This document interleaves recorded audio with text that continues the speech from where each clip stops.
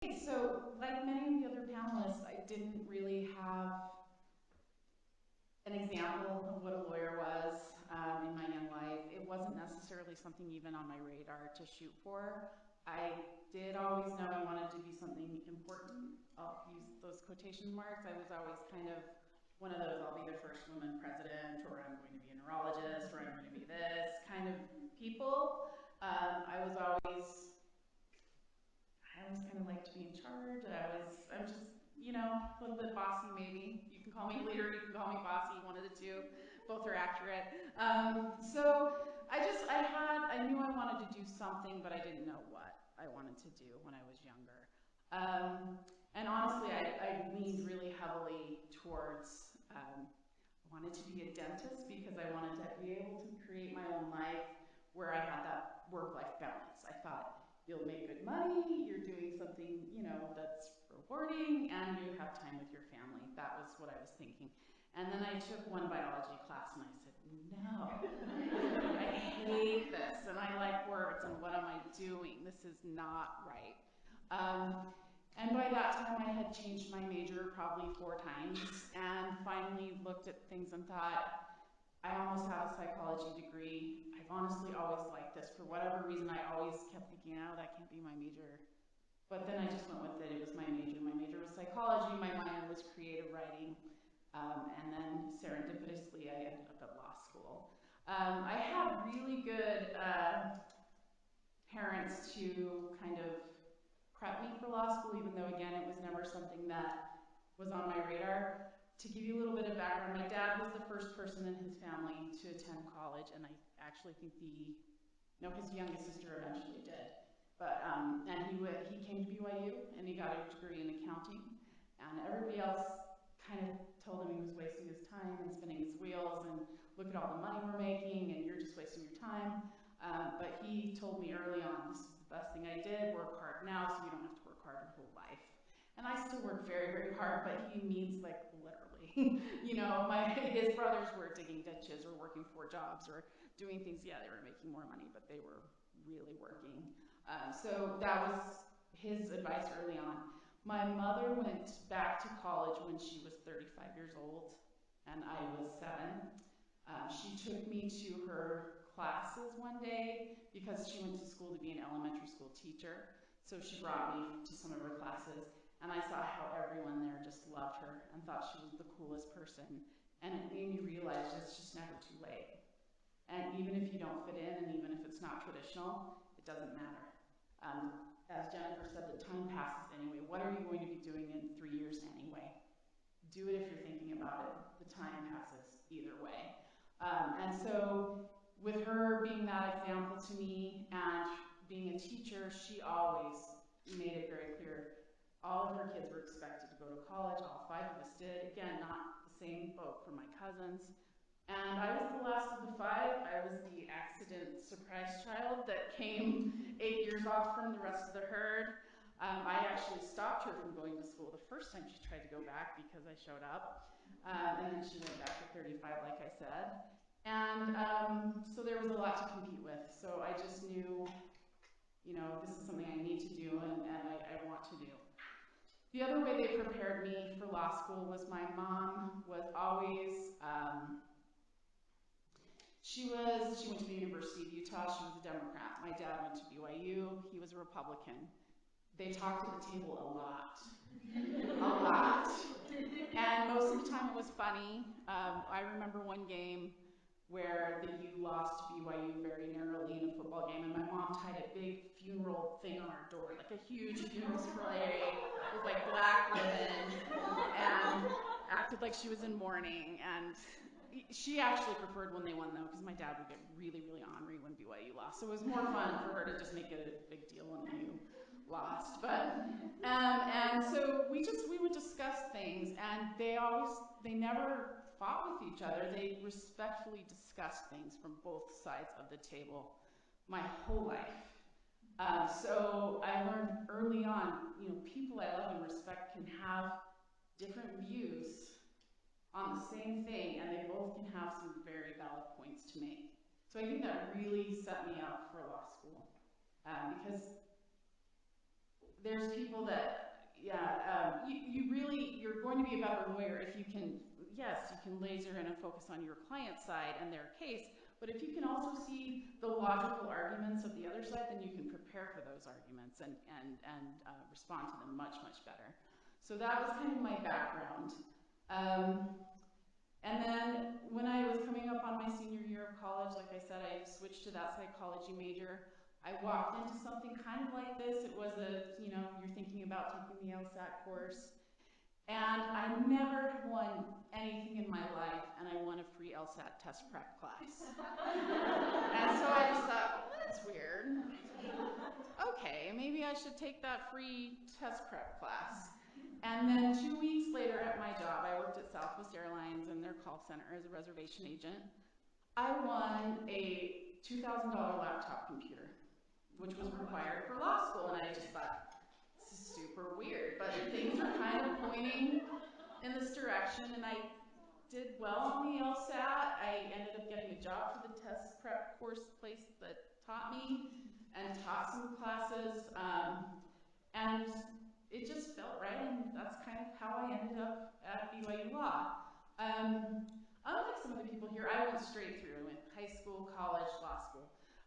Me and my classmate Ryan, I think you were one of the youngest too, right? We were like little babies of, we were the babies of the law school. In some ways that was good because I didn't lose focus. In other ways, I was not mature enough. I was already a little bit burnt out when I started. I took kind of I just need to pass approach, which was, I had never been that person in my whole life. I was always like, I have 94% and I can get extra credit and be 97%. I will do it. Law school, for whatever reason, when it's the most important, I was just like, I just need to pass. And, they talk to you about how grades don't matter. They don't define you. They matter for certain jobs. You just need to decide where you want to end up. I did fine though. You'll get there, even if you pass with that 2.1 or whatever it is. You're still a lawyer, right? So it's okay. And then again, started law school young, started kind of immature. I remember Mary Oglin talking to us about networking and just thinking that was the grossest concept in the world. It felt fake. And then I realized it just means having friends. And I was like, oh, well, I can do that. I can have friends. And I honestly think we had one of the best groups of friends. We were ridiculous. We would have days where we just decided, hey, it's like 70s day. We all show up to school dressed up. The other classes are like, what are these people doing? But we enjoyed it. We really had a good time. Yeah, there were really competitive people in the class, but you didn't have to be. And even, being friends really made it a much easier experience and a much more fun experience. And I hear a lot of people talk about how miserable their law school time was, and I don't feel that way. I loved it here. And I love the people that I met here still. And even though we'll go years without seeing each other, when I see them, it's a great feeling. Other things that happened, I got married my second year of law school. I've been dating him forever. I met him my senior year of high school, and we were just finally ready. Had my daughter the last year of law school, did not plan that, took measures to protect against that. She didn't care. She came anyway, and so sometimes life throws you curveballs. I thought I'd have a 5-year at least, marriage and get started in my career, but I'm so grateful that happened the way it happened because it forced me to narrowly focus on my priorities right away. And so I didn't get caught up in things. I knew right away this little baby girl I have to find time for her. And my husband's very flexible. We split childcare. And I'm so grateful I came to BYU because had that happened at another law school, I don't think it would have been the same supportive environment. I was allowed to watch classes on the little closed circuit TV while I was pumping, or brought my daughter to school. She came in one of those little snuggly things because I really did the story is so dumb. It was right before spring break and my water broke and I didn't call my mom. I didn't call anyone except my friend Carolyn, and I called her and said, "You need to tell the professor I'm missing the midterm tomorrow. I'm having And so she did. And then I had the baby, and I had the weekend, and right away I just started coming to class with her on my chest in her little snuggly.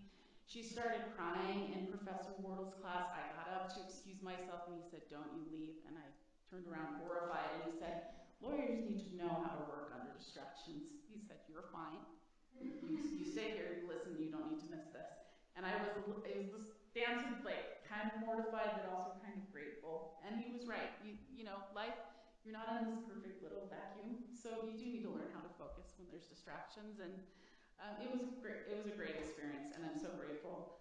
I was one of the first people to have a job my third year. I got a job freakishly at the end of my second year because I had taken a lot of labor and employment classes, and I applied at a law firm who was in the middle of a labor dispute. I didn't know, and so they just pulled me in. I was like, "Wait, I'm a brand new baby. I don't know this. I've just read about it," but they hired me.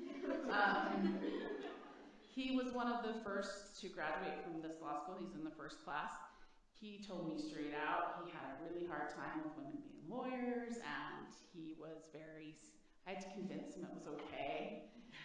He told me he couldn't go to lunch with me because how would that look, all those things. But he was a good guy at heart. He just was very old school. But my daughter coming along, I think, really did get to the firm, got the best of them both, and they kind of panicked, and they didn't keep me on. So I was devastated because I thought I had this job locked down for a year, and then suddenly I'm at the end of my third year and I don't have a job. But it was the best thing that could have happened to me. I ended up applying for this other job. It was part-time. They hired me. They mentored me. I stayed in that field for 20 years. So sometimes the worst things can be the best things. I never knew what disability law was. I had never heard of Social Security disability until I started doing it. It was not my passion. It was not something that I had a great story about. I did know I wanted to help people. I thought I wanted to be a child advocate because of my background in psychology. That was really hard on me emotionally. I wanted to take everybody home. When I did my psychology practicum, I realized there's no way I can do this my whole life. But disability was kind of this nice compromise. I was still helping people through a really hard struggle in their life, but I didn't feel like I had to rescue them all. And so it just was a really great, really natural fit for me. And then 10 years ago, the firm that I was at split. The two partners went their separate ways, and so I partnered with one of the partners and started my own firm with her. And it's been really fun. And now, this week, I started a brand new job after 20 years of doing the same kind of law. I was hired by the Utah Labor Commission to be an ALJ, and I'll be doing workers' comp. So it's scary. I'm learning again, and part of me is like, what am I doing starting over at 44? But it's that same thing. Time's going to pass anyway. And I have been so excited to feel challenged and learn new information. It's scary, but it's been really exciting, and so I guess the moral of all that story is you might not know where you're going to go, but you might, as long as you're following, if things start to fall into place, trust that.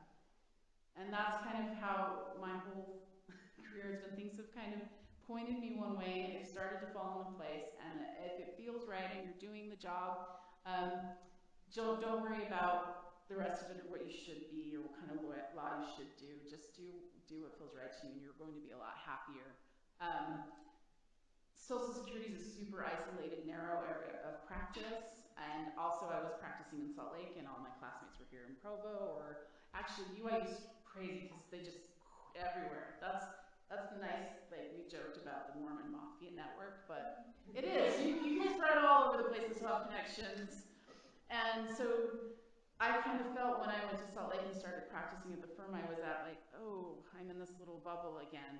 So the best advice I can give is if you do feel that way, volunteer. Some of the most rewarding things I've done has been in my volunteer work for the Women Lawyers of Utah, which again led me naturally to being on the bar commission for the Utah State Bar.